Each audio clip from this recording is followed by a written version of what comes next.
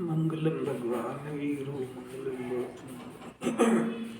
मंगलम कुकुल्लायोजैलम मंगलम सर्वमंगलम मंगल्यम सर्वकल्याणकारकम प्रधानां सर्वधर्माणां जैनम जयतु शास्त्रम् नमः सदै साराय स्वामी भूताय चित स्वभावाय भावाय सर्वांतरचते।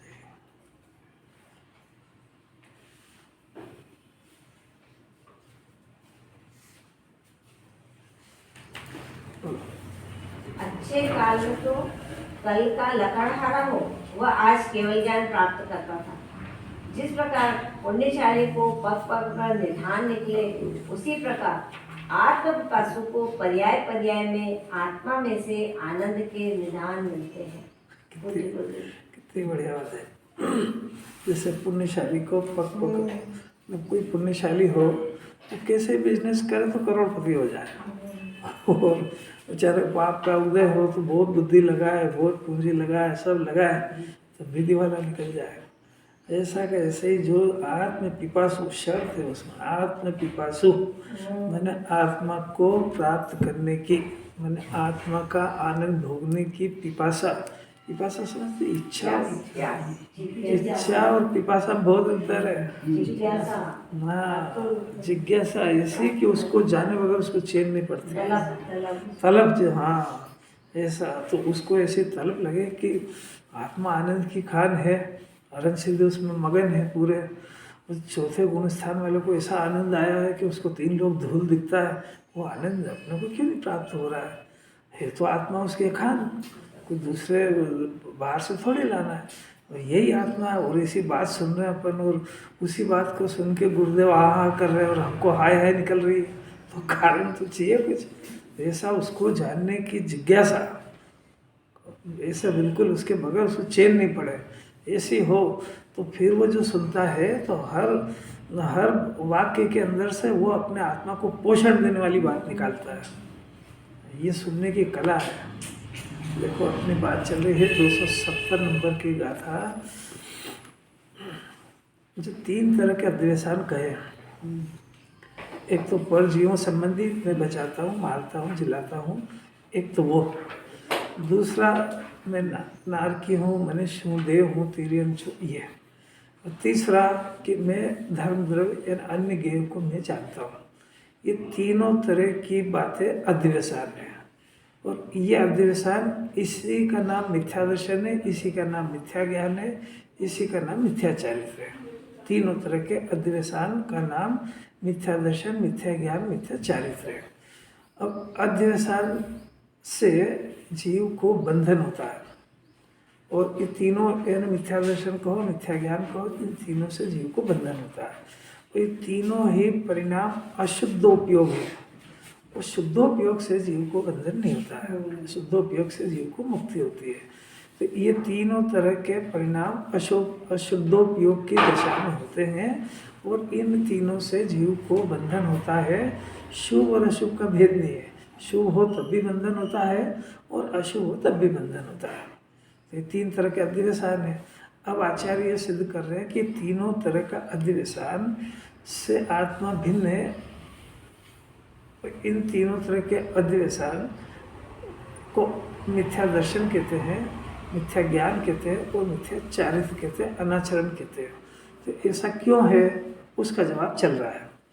पहले प्रकरण तो समझ में आया कि आचार्य क्या कह रहे हैं, तो उसके जवाब के अंदर सबसे पहली वो क्रिया ली जिसका नाम हनन क्रिया है। राग द्वेष आदि का जो परिणाम चल रहा है, मैं मारता हूँ, बचाता हूँ, राग और द्वेष का जो परिणाम चल रहा है उसका आचार्य ने नाम दिया हनन क्रिया, और वो राग द्वेष क्रिया नाम दिया उसका। तो उस क्रिया के सामने आचार्य ने ज्ञप्ति क्रिया रखी भेद ज्ञान करने के लिए। हाँ, ज्ञप्ति क्रिया मैंने सम्यक दर्शन ज्ञान चारित्र की क्रिया, इन तीनों का एक नाम ज्ञप्ति क्रिया है। वो इस ज्ञप्ति क्रिया से जीव को बंधन नहीं होता है, और जीव को हनन क्रिया राग द्वेष का जो परिणाम है, राग द्वेष का मैंने मैं मारता हूँ, बचाता हूँ, जिलाता हूँ, वो मेरे को जिलाते हैं, ऐसा जो परिणाम है उससे इस जीव को बंधन होता है। तो दोनों का कंपेयर कर रहे हैं आचार्य क्यों? क्योंकि अध्यवसान को मिथ्या दर्शन कैसे है, मिथ्या ज्ञान कैसे है, मिथ्याचारित कैसे है, ये सिद्ध करना है। तो उसके सामने कंपेयर में होएगा ना कि आत्मा की जानन क्रिया ये ज्ञप्ति क्रिया है और राग द्वेष आदि ये हनन क्रिया है, ऐसा। तो अब ये हनन क्रिया क्या होती है ये तो बता दिया।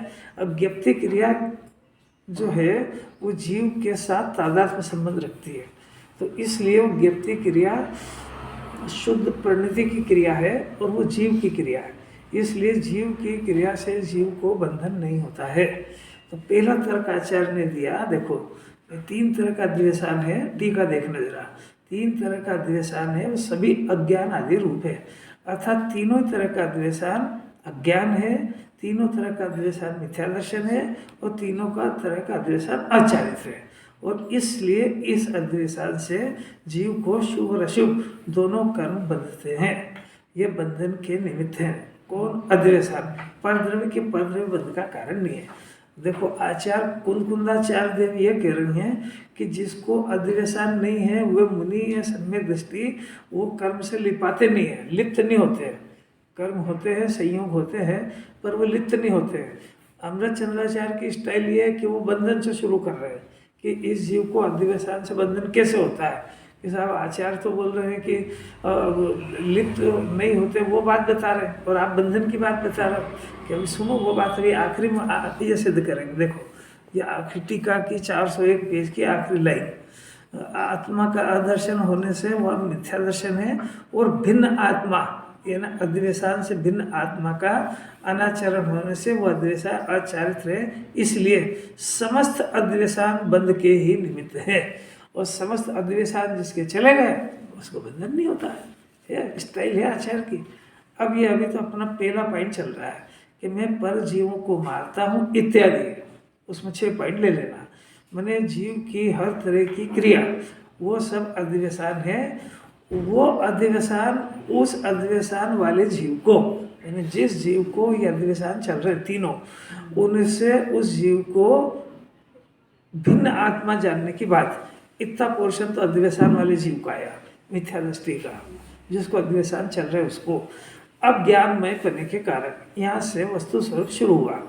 वस्तु स्वरूप शुरू हुआ मैंने ज्ञानमय पने का सद्भाव, आत्मा ज्ञानमय है और ज्ञान का सद्भाव, ज्ञानमय पने और ज्ञान का सद्भाव का अर्थ ये हुआ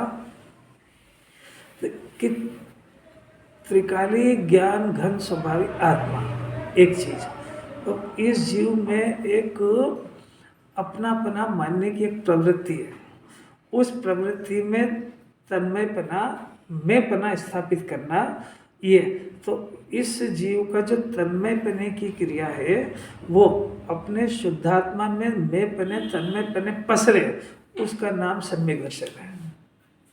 देखो रोज बदलते हैं इसलिए कि इसको रोज नया नई चीज सुनने को, और हर समय की परिभाषा बदलते रहते, पर वो है सब एक ही। तन्मयपना जैसा इसका अपनापना ज़्यादा सरल है, तन्मयपना भी थोड़ा कठिन पड़ता है। अपनापन ये बहुत सरल पड़ेगा कि आत्मा के साथ अपनापन होना, इसका नाम सम्यक दर्शन। कितना सरल, क्योंकि आत्मा है और अपनापन दूसरे में करता है। अरे कैसा गजब हो गया है। पंडित जी कुछ पकड़ में आ रहा है क्या? अब ये देखे कि मेरा अपनापन कायम है तो इसको पता लगेगा कि अपना कायम है। किसी का शरीर में अपनापन है, किसी का घर में अपनापन है, किसी का पत्नी में है, किसी का बच्चों में, किसी का माँ बाप में, मतलब उसके ढेरों गए हैं जी दुनिया के अंदर, उसमें अपनापना स्थापित करके बैठा है। सब हम कैसे जाने कि हमारा अपनापन कहाँ है? कि उसके अंदर एक कील ठोकेगा ना कोई, उसका एक अंश बिगड़ेगा तो पूरा तिल मिला जाएगा। इसका अर्थ है कि उसके साथ अपनापन है। नहीं आ गई बात, समझ नहीं आ रही क्या? जैसे अपने शरीर में अपनापन है ना, तो किसी अंग में जरा सी तकलीफ होए तो उसको लगा अब तो मर जाऊँगा, अब तो मेरे दिन आ गए, अब तो मेरी आयु पूरी हो गई, अब क्या पता जीवन कैसे निकलेगा। ये लग गई कि नहीं लग गई चिंता। इससे जाना जाता है कि इसका अपनापन आत्मा से छूटा हुआ है और इस संयोग में जिसके पीछे बेचैन है उसमें अपनापन है इसका। बच्चे में अपनापन होए, अब वो बीमार होए तो माँ बाप को रोटी खाएगी कि नहीं? खाएंगे तो सही, पर अपनापन हुआ है ना, तो उसका मन नहीं लगता है, बेचैन होता है। अपना बच्चा बाहर हो और उसके साथ कोई घटना घट जाए तो इधर माँ बाप का बीपी हाई हो जाता है। तो समझ में आ रहा है अपनापन किसको कहते हैं। और इतना गुप्त रोग है कि इसको पकड़ना ही बड़ा मुश्किल है।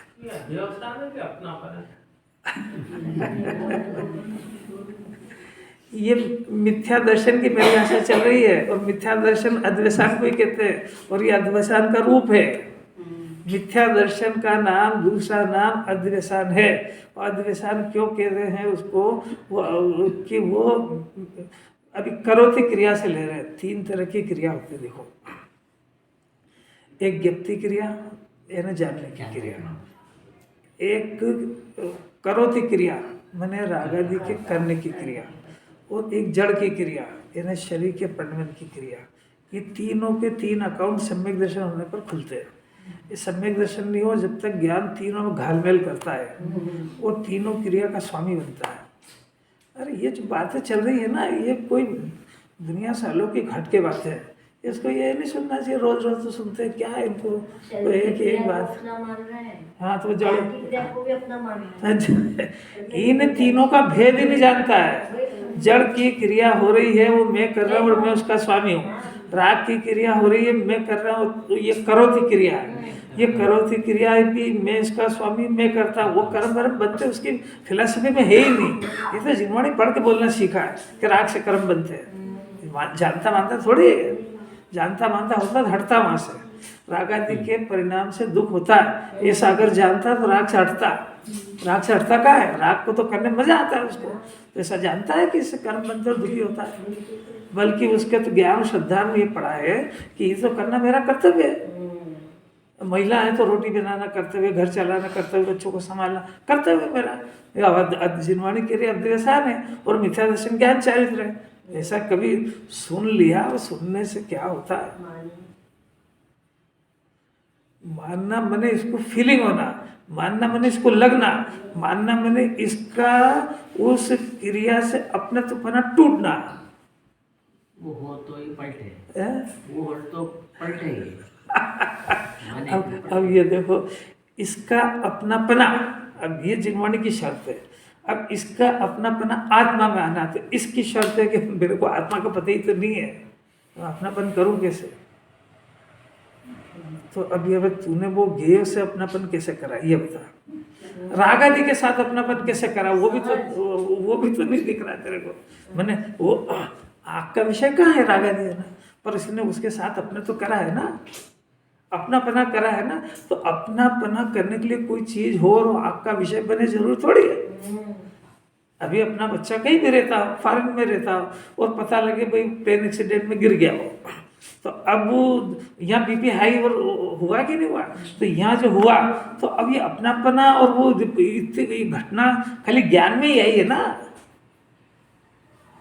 मतलब नहीं समझ में आ रहा है कि जीव भी अरूपी और उसके विकार भी सारे अरूपी है और उसका सम्यक दर्शन संबंधी फंक्शन भी अरूपी है और ये अरूपी में ही सारा काम कराना है।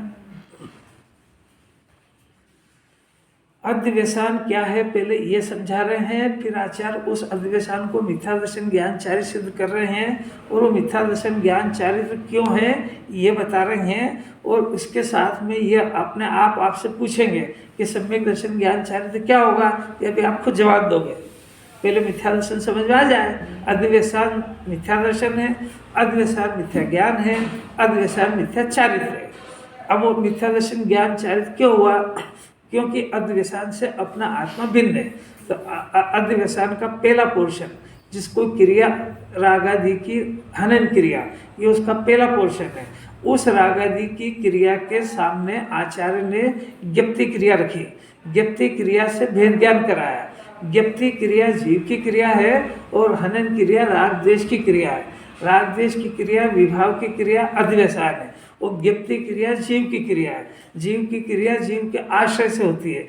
जब ज्ञप्ति क्रिया से जीव को बंधन नहीं होता है और अद्वैसान से जीव को बंधन होता है। यदि अद्वैसान का परिणाम यानी अद्वैसान में कन्फ्यूज होता है तो वो रागादि को मैं परजीव को बचाता हूँ, मारता हूँ, वो क्रिया यदि इसकी सत्य होती तो उसमें जीव को बंधन नहीं होना चाहिए था। और यदि बंधन हो रहा है और बंधन भी नहीं समझ में आ रहा है, यदि उसको उस क्रिया को करने से इसको किसी तरह की आकुलता हो रही हो, वो आकुलता हो रही हो तो वो इसका स्वभाव नहीं है, और उस आकुलता से ये जीव दुखी हो रहा है, कर्म का बंधन हो रहा है, इसको नहीं समझ में आए तो भी हो रहा है। इससे ज़्यादा सरल तो भाषा में नहीं आ सकती है, भाषा की तो मर्यादा इसके आगे हो नहीं सकती है। तो अब वो क्रिया हुई, अब आचार्य कह रहे हैं कि भाई ये अध्यवसान में पहले ले रहे हैं कि अज्ञान क्यों है। बात समझ में आ रही है? पहले अज्ञान से सिद्ध करा, फिर मिथ्या दर्शन सिद्ध करेंगे, फिर मिथ्याचार्य सिद्ध करेंगे। अभी ये पहले अज्ञान से शुरू करा। अज्ञान क्यों? क्योंकि मोक्ष मार्ग को समझने के लिए मोक्ष मार्ग, सम्यक दर्शन, ज्ञान, चारित्र, ये तीनों मिला करके मोक्ष मार्ग है। यानी सम्यक दर्शन से मोक्ष के मार्ग की शुरुआत होती है, परंतु वो सम्यक दर्शन जो है उसकी शुरुआत ज्ञान से होती है पहले। तो क्योंकि ज्ञान में जानने का, स्वपर को जानने का और जानने का इसका मुख्य लक्षण है। अज्ञान दशा में भी जीव का लक्षण जानना है, ज्ञान है। इसी ज्ञान में संगी पंचेंद्रिय पने के अंदर जैसे स्व और पर को जानने की, स्व और पर को समझने की योग्यता रूप ज्ञान का उगाड़ हो गया है। इसलिए ये जीव इस ज्ञान से सम्यक दर्शन की बात को और मिथ्या दर्शन की बात को अच्छी तरह से समझ सकता है। शर्त फिर से बताऊं, समझे तो मैं बात समझ, वो यही आके तो उलझन हो जाती सब, क्योंकि सुनता है समझता नहीं है। क्योंकि निमित्त की परिभाषा आचार्य ने दी, जिन्हें परमात्मा ने दी, कि जगत में निमित्त नाम का कोई पदार्थ नहीं है। जब ये जीव स्वयं उपादान रूप से परिणमन करता है तो उस समय जो भी उपस्थित होता है उसके ऊपर उसका आरोप जाता है। पर ये कार्य करे तो ये दिव्य ध्वनि सुन के अपने स्वरूप को समझे तो दिव्य ध्वनि को निमित्त कहते हैं, और नहीं तो दिव्य ध्वनि का उसके अंदर बहुत सारी बातें आती है, तो उसके अंदर ज्ञेयों का विचार करने लगे, उसके अंदर उसको वैदिक ज्ञान की महिमा आने लगे, ज्योतिष की आने लगे, क्योंकि दिव्य ध्वनि में तो सभी आता है। तो वो उसने सम्यक दर्शन वो नहीं करा तो दिव्य ध्वनि काय की निमित्त है? कि ज्योतिष ज्ञान की निमित्त हो। नहीं, यही बात समझो। जगत में निमित्त नाम का कोई पदार्थ ही नहीं है। जगत में तो उपादान अपने रूप से परिणमन करता है, वो जब ये उस रूप परिणमन हो जाए, यानी ये जीव अगर इस बात को समझ करके नरक में उपादान रूप से सम्यक दर्शन को प्राप्त करे तो वेदना उसमें निमित्त होती है, तो वेदना से निमित्त नाम पाता है। तो उसने अगर इस बात को नरक में समझा तो नरक निमित्त हो गया उसमें, और दिव्य ध्वनि में समझा तो दिव्य ध्वनि निमित्त हो गई। तो निमित्त ने कराया क्या है? अगर निमित्त से कार्य होना तो सब नरक जाए जब होएगा सम्यक दर्शन। कैसी कैसी बात है, सब उल्टा से उल्टा सुन रखा है इसने। निमित्त से होता है, निमित्त, और भले ही साहब वो उपस्थित कार्य नहीं करता पर उपस्थित तो रहता है ना, इसलिए हम निमित्त को तो ढूंढे ना। ये तो उल्टी पढ़ाई कहाँ से लेके आए? तेरे को समझा तो कुछ है, समझता कुछ है। कौन सा पदार्थ जगत में निमित्त है? कि जिन्हें परमात्मा ने 6 द्रव्य देखे, तो निमित्त में कौन सा नाम निमित्त का कौन सा द्रव्य है? चेतन है कि अचेतन? तो फिर तू निमित्त लाया कहाँ से? कैसा आप ही ने जिनवाणी ने तो पढ़ाया। अब प्राइमरी पढ़ाई ऐसी ही होती है, तेरे को सब चीजों का ज्ञान कराते हैं। निमित्त का ज्ञान कराया, निमित्त करता है या कब का? कैसा भजनों में लिखा है ना, इतने सारे भजन, भाई भजन तो विनय की भाषा में लिखे जाते हैं, और विनय की भाषा ऐसी होती है कि डॉक्टर साहब यदि आप दवा नहीं देते तो मैं तो मर जाता। विनय की भाषा ऐसी होती है, इसलिए भगवान के बाद तो आपको ही पूछा जाता है। कोई बात नहीं, ऐसा बोलो, ऐसा बोलना ये विनय और विवेक है। और ज़्यादा अकड़ दिखाना या ज्ञान बनाना कि मैं तो मेरे उपादान से ठीक हुआ, आपने क्या करा, तो आई काय को था मेरे पास। ये भगवान के सामने भी दिखाने लगता अकड़ के भी। भगवान के सामने भगवान की भक्ति करने का चांस है, तो भक्ति की बजाय वहाँ के आपकी भक्ति से क्या होता है? तो पुण्य भाव है, और सम्यक दर्शन तो मेरे उपादान से होएगा, तो कर ली तूने भक्ति। अब तेरे उपादान से, तेरा उपादान आया काय को यहाँ पे? कि भक्ति के भाव से अंदर में, हृदय के अंदर पवित्रता आती है, सॉफ्टनेस बढ़ती है, और उस सॉफ्टनेस में सम्यक दर्शन रूपी रत्न बोया जा सकता है। इसलिए विनय से उसको सम्यक दर्शन का दातार अरहंत भगवान को कहा जाता है। नहीं कहे तो पात्रता नहीं है, और मान ले तो मिथ्या दर्शन है। कितनी बातें समझने की है। जिनवाणी से ज्ञान नहीं होता है, ये कहने की बात नहीं है, ये बात समझने की है। जहाँ जाओगे वहाँ यही कहना, जिनवाणी पढ़ो अगर आत्मित करना है तो। और दो चार घंटे से कुछ नहीं होएगा। जब तू अपने पाप के काम में 8-8, 10 घंटे लगाता है तो 4-6 घंटे स्वाध्याय जो ही है, ऐसे ही कहेंगे। ये विनय की भाषा है। ये नहीं बोले तो पापी है, उसको तमीज नहीं है व्यवहार करने की भी। जहाँ देखो वहाँ कोई शास्त्र पढ़ता, क्या करना साहब, कितनी बार 11 ऊपर पढ़ लिया, क्या करेगा इसको पढ़ के, इससे तो होता ही नहीं। तो तू ही बता दे क्या करें। अब तेरे को ये मालूम है कि यदि सबसे उत्तम कार्य तो ये है कि आत्मा में लीन होना। अगर आत्मा में लीन नहीं हो पाए तो शास्त्र पढ़ेगा ही। अब वो हो नहीं रहा है, और इसका तूने निषेध कर दिया, तो तू बता क्या करेगा। जाओ टीवी देख, अखबार पढ़। किसी बातें हैं कि कुछ समझने के एंगल समझ में आते हैं कि नहीं। इसके जवाब अगर सुनना हो तो गुरुदेव से सुनना चाहिए। सुनो, सुनना। गुरुदेव से पूछा, क्या पूछा कि भाई एक माँ है और एक 4 से 8 महीने का बच्चा है, तो उसको दूध पिलाना चाहिए कि नहीं, उसको रोटी खिलाना चाहिए कि नहीं, उसको दवा देना चाहिए कि नहीं, आप बताओ। क्यों? क्योंकि माँ का जीव अलग है, पुत्र का जीव अलग है, 2 जीव न्यारे। और अगर वो उसको अपना माने तो अद्वैसान है। तो आप तो हमारी समस्या का हल करो। कुछ प्रश्न समझ में आया? वो उन प्रश्नों का जवाब उन महापुरुष के अलावा कोई नहीं दे सकता है। क्योंकि अज्ञानी तो जो जवाब देगा उसमें कर्ता तो खड़ा करेगा। बात समझ आई? तो गुरुदेव क्या कहते हैं कि इस भूमिका के अंदर ऐसा भाव आए बिना रहता नहीं है। बस हो गई खत्म बात। मैंने उस भाव आता है, उसका कर्ता नहीं है। वो माँ भी उसका कर्ता नहीं है। उस माँ को उस भूमिका में, यानी वो जो भी कंडीशन बनी है उसमें पुत्र को दूध पिलाने का, खिलाने का भाव आए बिना रहता नहीं है। तो करे नहीं करे का प्रश्न क्या है? नहीं आई बात समझ? ऐसा हर जगह बात साहब ये बताओ आप तो कि ये जिनेंद्र भगवान की भक्ति पूजा बंद का कारण है कि करें कि नहीं, कि इस भूमिका में तू अरहंत नहीं बनेगा जब तक ऐसा भाव आए बिना रहता नहीं है। नहीं आई समझ ले? करे नहीं करेगा प्रश्न क्या है? आता ही है वो तो कि साहब आज ही बता दो, दुकान जाने से पाप होता, दुकान के जाने को बैठने का परिणाम पाप, फिर जाए कि नहीं, करें कि नहीं। कि तेरी भूमिका में जब तक तेरी आहार संज्ञा है तब तक तेरे को ऐसा परिणाम आए बगैर रहेगा नहीं। करेगा नहीं करेगा प्रश्न क्या है? वो उस भूमिका के योग्य परिणाम होता है। तो उसका निषेध करेगा तो भी अज्ञानी है। बल जबरी से कोई धर्म नहीं होता है, और कर्ता बुद्धि से करेगा तो भी अज्ञान है। कैसा कैसा ये कौन समझे ये कोड वर्ड की भाषा। अब वो परिणाम आ रहा है और उसको रोक रहा है तो परिणामों के करते तो चला गया।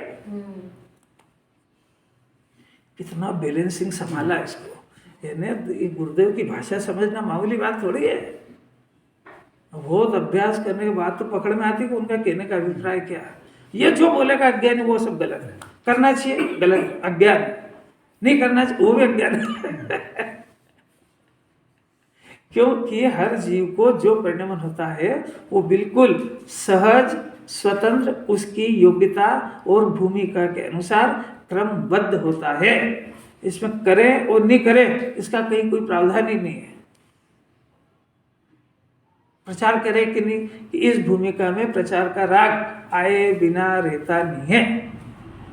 तो करे का प्रश्न क्या है?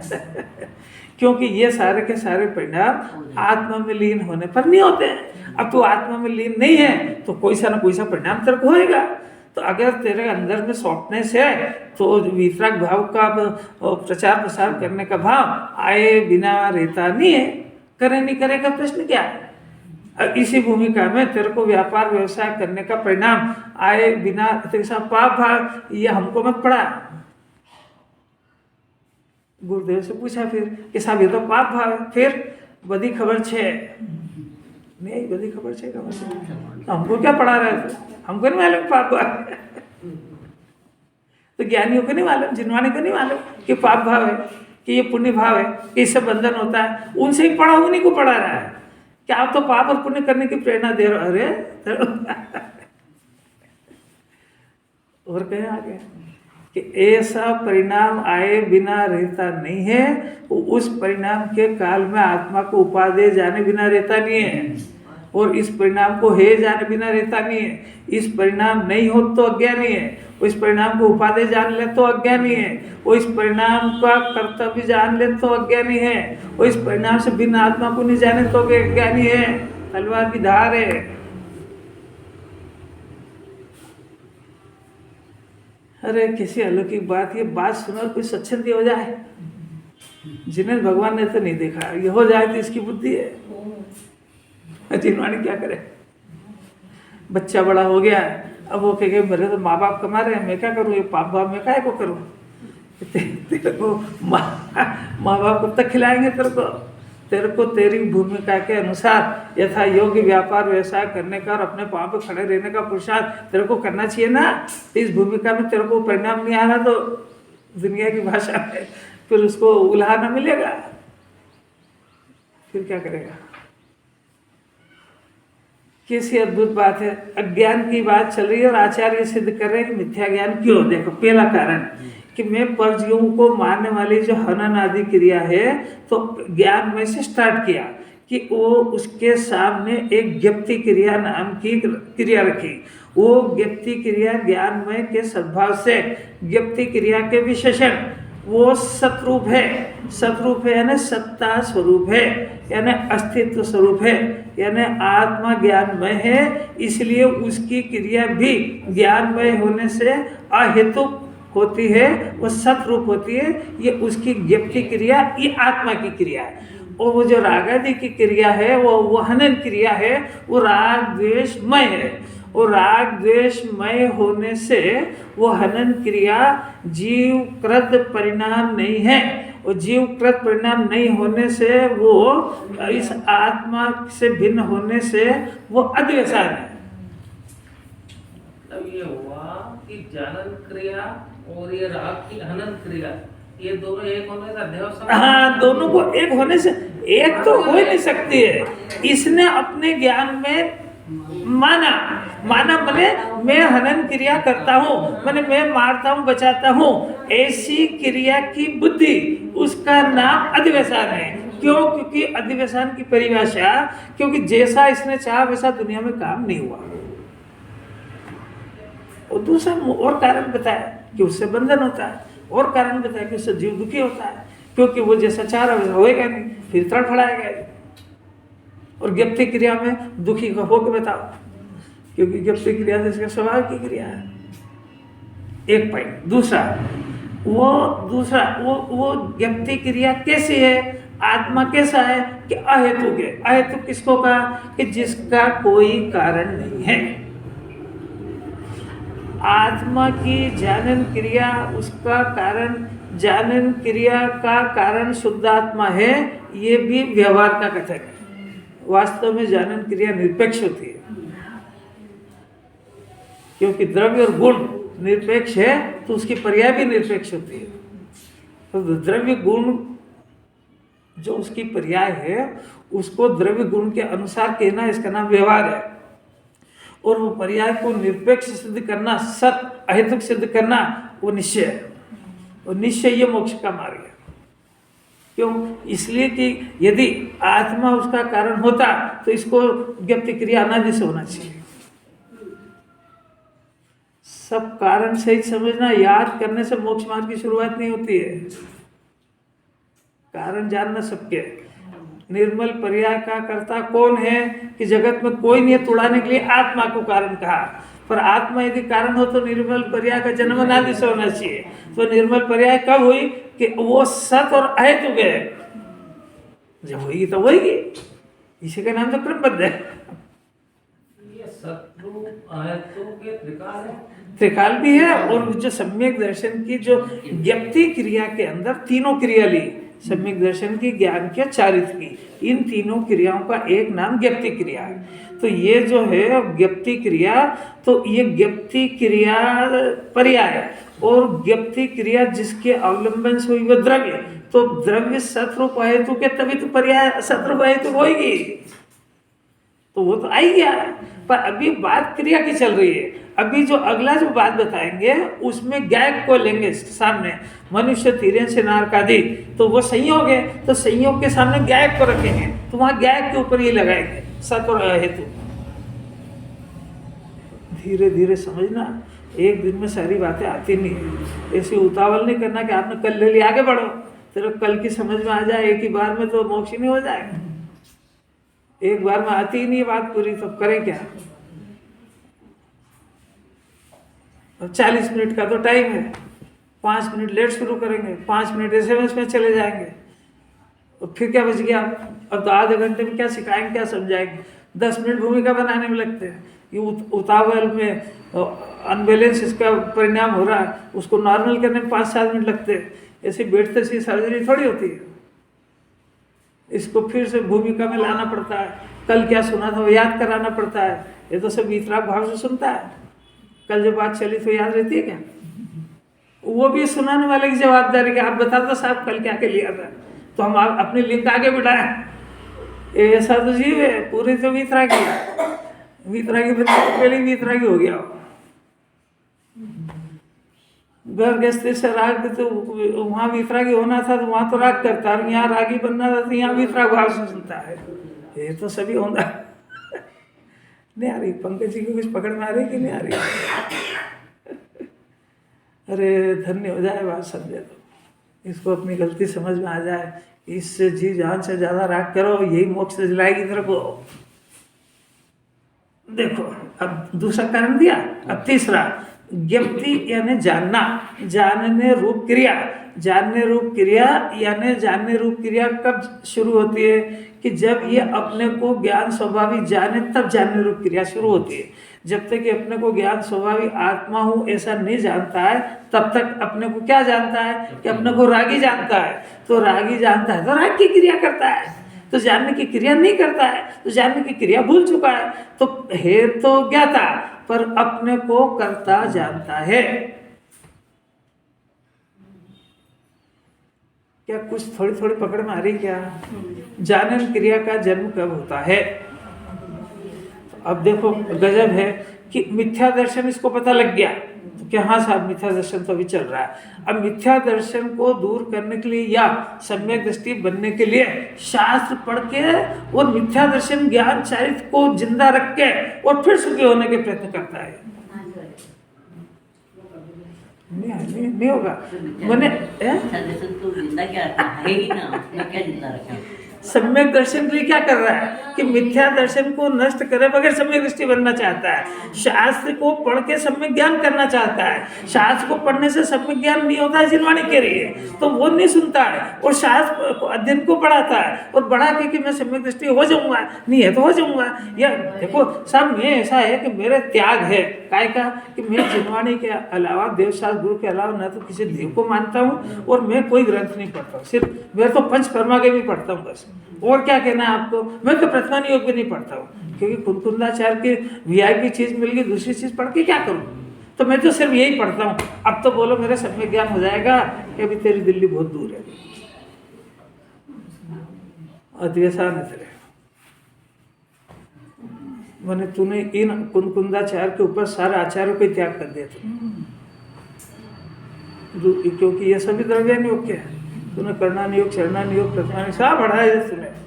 तेरे को अभी समझ में जो आचार किरण का हृदय नहीं पकड़ पा रहा है। एक ही बात, सारे आचार्य अपनी अपनी एंगल है, उनकी अपनी अपनी स्टाइल है, तो वो एक ही बात को सिद्ध जो जिसका एक्सपर्ट होता है वही कर पाता है, नहीं कर पाते।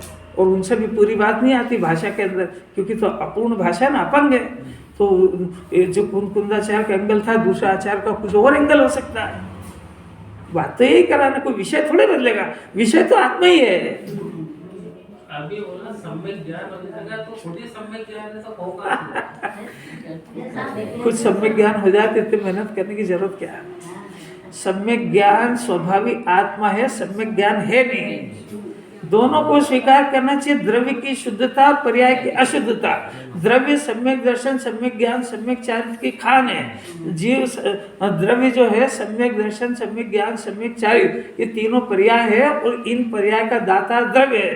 परंतु ऐसा होने पर भी अब यहाँ से पलटता है ना कि सम्यक दर्शन, ज्ञान, चारित्र की खान होने पर भी उसकी पर्याय में मिथ्या दर्शन चल रहा है, उसकी पर्याय मिथ्या ज्ञान चल रहा है, उसकी पर्याय मिथ्याचारी चल रहा है। कि बाप तो बिल्कुल ऐसा सदाचारी है कि कभी रात्रि में पानी नहीं पिया, पर जो पुत्र पैदा हुआ है वो रात्रि में 12 बजे आता है और रात को होटल में ही खाता है। तो ये पुत्र की स्वतंत्रता है कि नहीं? ज्ञान चाहिए तो द्रव्य तो स्वीकार है, मतलब अनादि से है। ये अभी प्रकरण ये है कि दोनों को स्वीकार हो चाहे ज्ञान में, कि जो ये सम्यक दर्शन का विषय भी अपने पास है और अभी विपरीतता चल रही है। विपरीतता का ज्ञान नहीं करेगा तो उसको विपरीतता को हटाएगा कैसे? और विपरीतता का कारण दूसरे को समझ लेगा तो वो किसका से लेगा? विपरीतता हटाने का कारण भगवान को मान लिया तो वो अपना वितराग करना छोड़ के, आनंद छोड़ के तेरे को करेंगे, तेरी पर्याय बदलेंगे। तो उन्हीं का बताया वस्तु स्वरूप खंडित हो जाएगा कि प्रत्येक द्रव्य अपनी पर्याय का करता है, तो तेरी पर्याय मैं बदलूंगा तो तू मेरे से उल्टा काम चाह रहा हो। सम्यक दर्शन की पर्याय किसकी है? ये हमारी है, तो हम करेंगे कि भगवान करेगा? तो अब भाषा में से ही बोला कि आपकी कृपा से सम्यक दर्शन होगा, आप ही सम्यक दर्शन दाता हो, आप ही दे दो, आप ही मुक्ति करा दो। ऐसा बोलना उसका नाम विनय है, उसका नाम व्यवहार है। वो ऐसा करा देंगे, इस भरोसे रहेगा तो मनुष्य पर आ जाएगा। मिथ्या दर्शन के पर्याय उनका काम करेंगे तो सम्यक दर्शन के पर्याय उनका करने तो मिथ्या दर्शन भी कौन कर रहा है? यही तो कह रहे हैं आचार्य कि मिथ्या दर्शन की पर्याय भी ये कर रहा है, तो मिथ्या ज्ञान के भी यही कर रहा है, तो सम्यक दर्शन सम्यक ज्ञान के भी यही करेगा। और कौन करेगा? वो तो खाली विषय बताएंगे कि सम्यक दर्शन ज्ञान चारित्र के पर्याय का विषय तेरा शुद्ध आत्मा है और मिथ्या दर्शन ज्ञान चारित्र के पर्याय उसको छोड़ करके जिसको भी तू आधार मानता है वो उसका कारण। अब देखो ऐसा होने पर भी अब हनन क्रिया, घात करने रूप क्रिया, वो राग द्वेष के उदय में है। अब देखो यहाँ तक की बात हुई वस्तु स्वरूप की। इन दोनों का अंतर, ये देखो हनन आदि क्रियाओं का विशेष माने अंतर नहीं जानने के कारण ये भिन्न आत्मा का अज्ञान होने से ये पहला अज्ञान है। ये अज्ञान है ना, मिथ्या ज्ञान है। समझ में आया? 4 पॉइंट तो स्वभाव के हो गए। और ये हनन क्रिया, इन दोनों का अंतर, यानी हनन क्रिया ये मेरी नहीं है, ज्ञप्ति क्रिया मेरी है, ऐसा अंतर नहीं जानने के कारण, ये नहीं जानना हुआ ना, इसका नाम अज्ञान है, इसका नाम मिथ्या ज्ञान है। ये हनन तो ऊपर की 3 चीजों का हुआ। हनन ऊपर की 3 चीजों का नहीं, हनन वो पहले जो गाथा है कहीं उनका, पहले जो गाथा बोल के आए हैं, जो 6 पॉइंट मैं मारता हूँ, बचाता हूँ, दिलाता हूँ, करता हूँ, उस क्रिया का नाम हनन क्रिया है और ये जानन क्रिया है। इन दोनों का अंतर नहीं जानना, इसका नाम मिथ्या ज्ञान है। अब आपसे पूछते हैं कि सम्यक ज्ञान कैसे होएगा?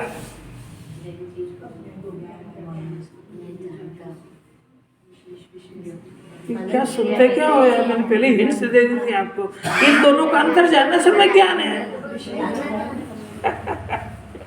अरे यहाँ लक्षण बता दिया ना, इन दोनों को एक में जानता है तो मिथ्या ज्ञान है, और दोनों को भिन्न भिन्न जान जाए सम्यक ज्ञान है। अध्यवसान से अपना आत्मा भिन्न है ऐसा जान जाए सम्यक ज्ञान हो जाएगा। इन दोनों को एक में जानता है, अंतर नहीं जानता है तो मिथ्या ज्ञान है। इसी में तो जवाब छिपा हुआ है भाई। जिस कारण से मिथ्या ज्ञान हुआ कारण हटा दो तो सम्यक ज्ञान होगा कि नहीं? तो मिथ्या ज्ञान का जन्म कैसे हुआ? कि क्रिया तो दोनों को होती है, ज्ञानी को भी अज्ञानी को भी। राग द्वेष में ये वो बचाने में अज्ञानी को भी होता है परिणाम, और ज्ञप्ति क्रिया ज्ञानी को भी हो रही और अज्ञानी को भी हो रही वो जानने की क्रिया से। तो ये दोनों क्रिया का अंतर नहीं जानना ये अज्ञान है, मिथ्या ज्ञान है। तो सम्यक ज्ञान कैसे होगा? कि ये दोनों क्रिया का अंतर जान जाए तो सम्यक ज्ञान हो जाएगा। यानी अध्यवसान से मेरा आत्मा भिन्न है, 1.5 साल सम्यक ज्ञान हो जाएगा। ये सरल को कठिन क्यों करते हो? और दूसरी बात है कि जरा सा इसी में तो सब उत्तर लिखे हुए। मैं ब्रह्मन क्यों भ्रमियों अपन को विसरिया, इसलिए मिथ्या दर्शन ज्ञान हुआ। अब याद सम्यक दर्शन ज्ञान का कारण क्या है? जिसको भूल के भ्रमा है उसको याद कर ले तो मोक्ष। मैं भूल स्वयं के वैभव को पर मैं ममता में अटकाया हूँ, तो अब ये मिथ्या दर्शन ज्ञान हुआ। अब क्या करना कि ये सुनाना भगवान की जिंदगी भर। मैं भूल स्वयं के वैभव को पर मैं अटकाया हूँ। अब दुखी होने का यही कारण था, फिर यही करते रहे, भगवान को सुनाते रहे कि ये जो भूला उसको याद कर ले। कैसी अपूर्व बात है। चलो चलेगी, तो मीटिंग अज्ञान बताया है, हाँ। इस अज्ञान को